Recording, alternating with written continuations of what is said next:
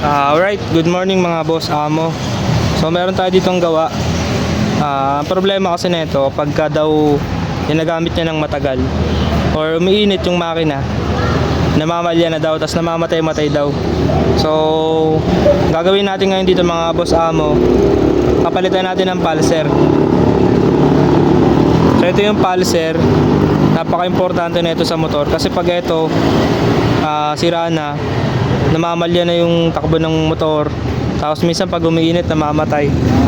So hindi stator yung sira nito kasi battery operated ko na to mga boss amo. Hindi na siya naka stator drive. So kaya yun. Pero kung hindi pa naka battery operated yung motor nyo, pwede ring sira yung primary coil nyo.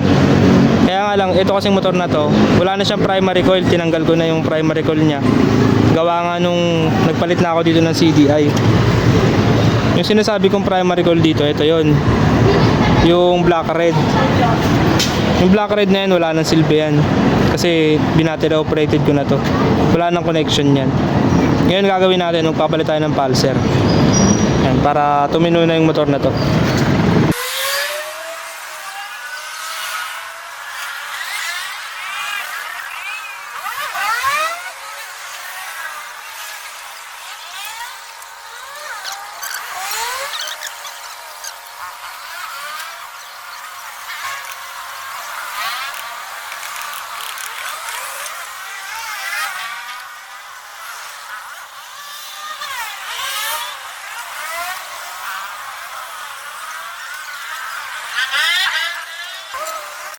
So yun mga boss amo, ito nga pala yung pulser na sinasabi kong papalitan natin. Kasi kapag yung motor namamatay kapag umiinit, bukod sa primary coil, ito yung nagiging problema, yung pulser. Tapos palyado minsan, or minsan hirap mag-start. Ito yung nagiging problema, yung pulser. Kaya magpapalit tayo ngayon mga boss.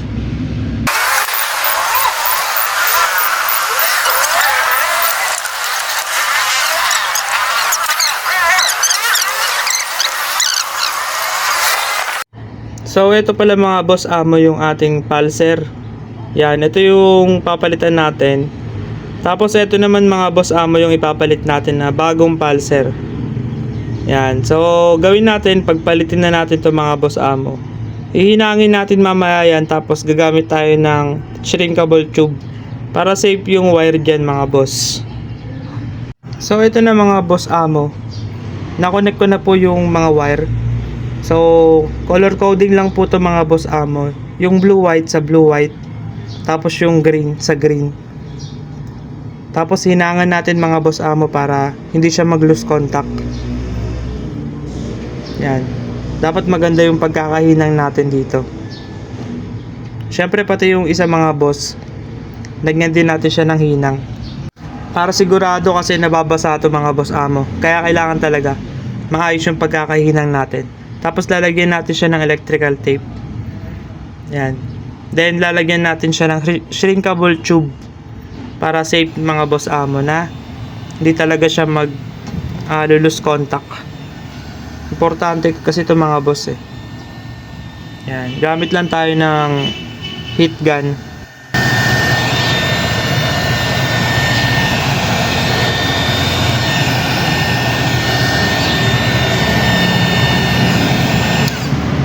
O yan mga boss amo, safe na yung wirings natin.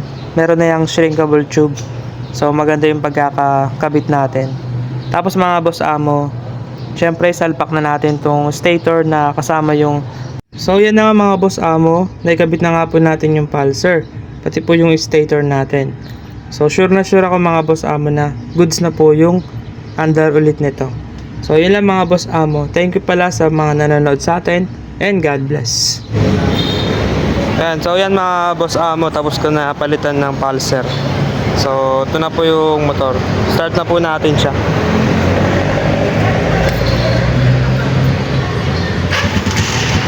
Yun, one click.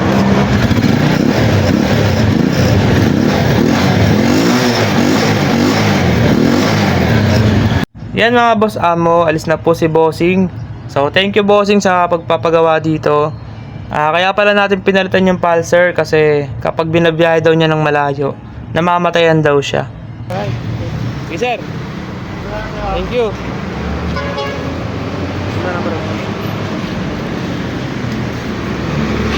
Testingin mo.